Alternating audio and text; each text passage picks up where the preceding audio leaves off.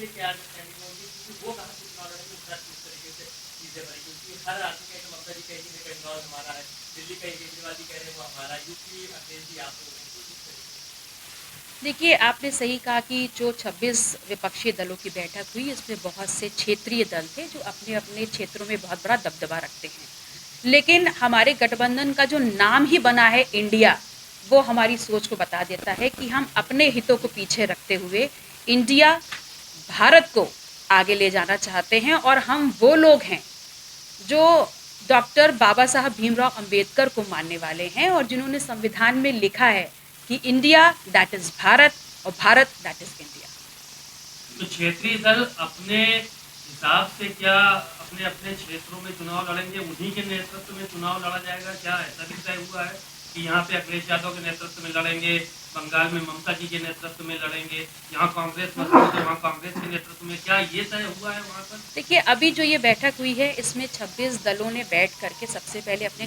गठबंधन के नाम को निर्धारित किया है और जैसा कि वहाँ घोषणा हो चुकी है कि आगामी बैठक हमारी महाराष्ट्र में होगी, वहाँ पर निश्चित तौर पर इन तमाम मुद्दों पर बात होगी कि कौन किस स्टेट में किस प्रकार से लीड करेगा या हमारा एक ही समन्वय टीम होगी जो हर जगह लीड करेगी। इन तमाम मुद्दों पर चर्चा होनी अभी बाकी है। मायावती जी पचा नहीं पा रही, लेकिन अभी प्रेस कॉन्फ्रेंस की और घेरा है, उन्होंने तमाम बातें कही और कहा कि जाति मफाद के लिए ये गठबंधन हो रहा है और जो जातियों के नेताओं को बुलाया गया है इस गठबंधन में, और कांग्रेस ने सबसे ज्यादा शोषण जातियों का किया है, ये सारी बातें भी उन्होंने कही हैं। देखिए, जो गठबंधन 26 पार्टियों का हुआ है वो उन लोगों का हुआ है जो इस देश के दलित पिछड़ा जिनको छला गया है 9 साल की सरकार में भारतीय जनता पार्टी के द्वारा,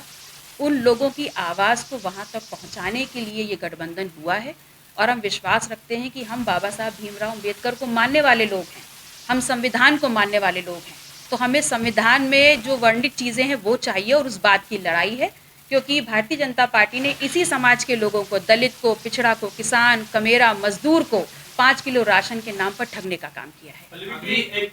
सवाल ये कि ये कहा जा रहा है कि जो लोग एनडीए के साथ में हैं वो आपके साथ हैं। ऐसे में अगर हम असम की बात करें, वहाँ फसलुद्दीन अजमल है, वहाँ के अल्पसंख्यक के एक जो है भाटी असम सेना है, दूसरा अकबरुद्दीन ओवैसी है। ये ना तो एनडीए के साथ है, फिर आपने इसको अपने साथ क्यों नहीं किया? क्या असम में फसलुद्दीन अजमल की जरूरत नहीं है ओवैसी? देखिए, इस विपक्ष के इस खेमे में कौन-कौन से लोग आए हैं, मेरा मानना है कि मेरी तरफ से ये कहना अनुचित होगा, क्योंकि ये सभी राष्ट्रीय पार्टियों का निर्णय होगा कि कौन-कौन व्यक्ति इसमें रहेगा। जैसे कि 16 से हमने 26 की तरफ वृद्धि की है, हो सकता है आगे की बैठकों में हमारी संख्या में और भी वृद्धि हो। ये महाराष्ट्र में जो अगली बैठक होगी तो क्या 26 है, इसके आंकड़े आप कह रही बढ़ेंगे, उसके बाद नेतृत्व कब तक तय हो पाएगा कि किसके बेसिस में चुनाव लड़ा जाएगा और क्या कैसे सीटें बंटवारा कब तक कुछ फाइनल होगा कि ये दिसंबर तक चलेगा, या कह सकते हैं कि माना जाए कि समय कम है लोकसभा चुनाव? देखिए, जो 2 दिवसीय बैठक हुई है उसमें बहुत ही गंभीर चर्चाएँ हुई हैं, बहुत ही गंभीर विषयों पर चर्चाएँ हुई हैं और निस्संदेह इस विषय पर भी चर्चा हुई है कि कौन नेतृत्व करेगा, किस प्रकार की समन्वय बैठक होगी। लेकिन एक बात जो पूरी तरह सुनिश्चित हो गई वो ये है कि जब तक चुनाव खत्म नहीं हो जाता, हर एक पार्टी को लेकर के ये तमाम बैठकें लगातार चलती रहेंगी, ताकि हम अपने हर एक स्टेप का आंकलन करते रहें। बैठकें जितनी भी पहले बीजेपी ने कहा है, मगर 80 की 80 सीटें हम खुद लेकर जाएंगे, पहले जितनी देखिए, भारतीय जनता पार्टी या नरेंद्र मोदी जी क्या कहते हैं ये महत्वपूर्ण नहीं है, क्योंकि 9 साल से उन्होंने सिर्फ मन की बात ही कही है, कभी जनता की मन की बात तो सुनी ही नहीं और शायद इसीलिए तमाम उगालते उठाते हुए उन लोगों ने सिर्फ जिन लोगों की ज़िंदगियों में 5 किलो राशन को अहमियत दे दी है।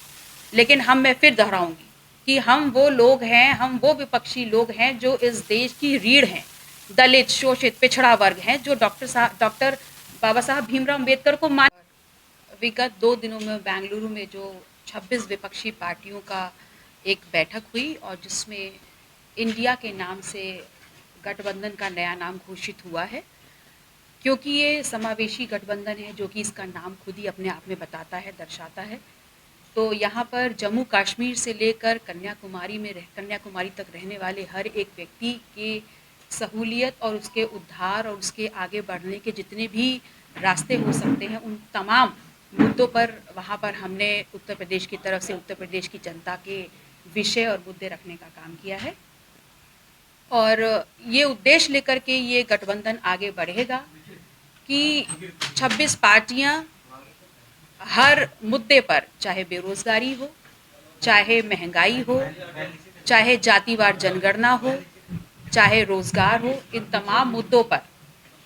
हम आगे बढ़ेंगे। अभी नेतृत्व कौन करेगा इस गठबंधन का, इस बारे में बात सुनिश्चित नहीं है, लेकिन लगातार मीटिंग्स होती रहेंगी और आगे की मीटिंग हम महाराष्ट्र में करेंगे, जिसमें आगे की जो भी हमारी रणनीति होगी उस पे दिशा निर्देश हमको मिलेंगे। अपना दल इस बैठक में एक महत्वपूर्ण अंग के रूप में शिरकत किया है, जहां पर अपना दल की तरफ से राष्ट्रीय अध्यक्ष राजमाता कृष्णा पटेल जी और राष्ट्रीय महासचिव पंकज निरंजन जी ने इस बैठक में शिरकत की है। हमारा ये प्रयास रहा है कि हम उत्तर प्रदेश से जुड़े हुए यहाँ के दलित, यहाँ के पिछड़े, यहाँ के आदिवासी, यहाँ की महिलाएं, यहाँ के बेरोजगार, यहाँ का किसान, यहाँ का कमेरा, यहाँ का जो मजदूर रहा है, उनसे जुड़े हुए तमाम मुद्दों को वहाँ रखें और हमारा जो प्रयास था कि इस गठबंधन में उनका समावेश कराया जाए, उस एक ऐसे एजेंडे पर हम काफ़ी हद तक सक्सेसफुल हुए हैं, काफ़ी हद तक हमें सफलता प्राप्त हुई है और जातिवार जनगणना के मुद्दे को लेकर के हम आगे बढ़ेंगे। मैम, अभी सीटों को लेकर जो है वो कोई बात नहीं हो पाई, क्योंकि उत्तर प्रदेश में आप जिस गठबंधन के साथ हैं वो मुख्य विपक्षी दल है और ये माना जा रहा है कि अभी सरकुटंबल जो होने वाली है वो सीटों के बंटवारे को लेकर होने वाली है यहाँ। देखिए, सबसे बड़ा तो प्रश्न पहले यही उठाया गया था कि विपक्ष के रूप में ये तमाम पार्टियां कभी इकट्ठी ही नहीं हुई, लेकिन महज 2 मीटिंग्स में ही, महज 30 दिन के अंतराल में ही हमने 26 महत्वपूर्ण विपक्षी पार्टियों को एक सदन में एक मंच बैठाने का काम कर दिया है। और रही बात सीटों की, जिस सरकुटंबल की बात की जा रही है, जिस प्रकार से एक ही मीटिंग में इस गठबंधन को एक बड़ा स्वरूप देते हुए इंडिया नाम के एक नाम से पहचान मिल गई है एक दिन के अंदर अंदर, हमारा ये मानना है और विश्वास है कि ये सही वक्त नहीं होगा सीटों के बारे में चर्चा या सीटों की संख्या के बारे में चर्चा करना। वो तो सभी पार्टियों के शीर्ष नेतृत्व का विषय है, लेकिन जिस गंभीरता के साथ विपक्ष अपने अपने मुद्दों को लेकर के उस अलायंस में समाहित करते हुए आगे बढ़ रहा है, निश्चित तौर पर 2024 में भारतीय जनता पार्टी के सामने उत्तर प्रदेश में अपना दल समाजवादी पार्टी गठबंधन बहुत मजबूत और बहुत बड़ी ताकत के रूप में खड़ा होगा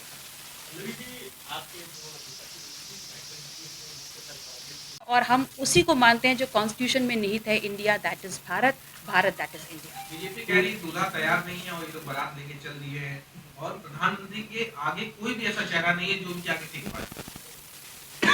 जो 2 दिन के चर्चाएं हुई हैं उसमें सबसे पहले अहम था कि हम अपने गठबंधन को एक नाम दें जो लोगों की जुबान पे चढ़े, और जैसा ही ये नाम की घोषणा हुई, इंडिया नाम इस देश की जनता की जुबान पे चढ़ गया है। और रही बात अब नेतृत्व कौन करेगा, आगामी बैठक जो होगी उसमें नेतृत्व का चेहरा और नाम भी आपके सामने आएगा। 2022 में आप लोगों ने गठबंधन किया था, तमाम उसमें केशव मौर्य थे, ओम प्रकाश राजभर थे, सब स्लिप कर गए। यूपी में तो आप अपने साथियों को खोती जा रही हैं और बाहर जो है वो गठबंधन कर रही हैं, ये कैसे हो पाएगा यहाँ संभव? देखिए, उत्तर प्रदेश में एक हमने 2022 में भी जातिवार जनगणना के मुद्दे को लेकर के गठबंधन बनाया था और स्वयं कोरोना काल में 2020 में मैंने भी 2200 किलोमीटर पदयात्रा की थी इसी मुद्दे को लेकर के, लोगों से बात की थी, उनकी ज़िंदगियों की जो प्रॉब्लम्स थी उसको समझने का प्रयास किया था। और अब 2024 में पुनः जातिवार जनगणना के इस मुद्दे को लेकर के हम अपने बड़े भाई के रूप में जो नेतृत्व कर रहे हैं अखिलेश यादव जी और नीतीश जी के सहयोग में, समर्थन में इस गठबंधन में गए हैं और लगातार इस गठबंधन को और यहाँ के लोगों को अपने साथ लेते हुए हम आगे की रणनीति बनाएंगे। एक सवाल ये है कि उत्तर प्रदेश में आपके सहयोगी दल अखिलेश है और वहाँ से किनारे से पीडीए निकला था, पीडीए को लगातार आप लोग कर रहे थे। अब महागठबंधन से जो है इंडिया निकला, तो क्या पीडीए खत्म हो जाएगा या पीडीए को जो है टेक ओवर इंडिया करेगा? देखिए, जो इस गठबंधन का नाम है उसमें जो आई स्टैंड करता है इंक्लूसिव, मतलब समावेशी गठबंधन। तो जैसा कि मैंने पहले ही कहा कि जम्मू कश्मीर से लेकर कन्याकुमारी तक हर समाज के लिए समावेश, तो उसमें पीडीए अपने आप ही समाहित हो जाता है।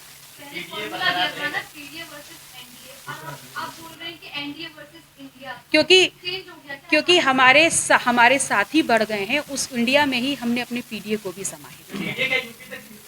नहीं, पीडे कभी भी यूपी तक समाहित नहीं था। मैंने कहा इस देश की जो पहचान है वो यहाँ के लोगों से, दलित, पिछड़ा, शोषित वर्ग से है। व्यक्तिगत बातचीत अलग से भी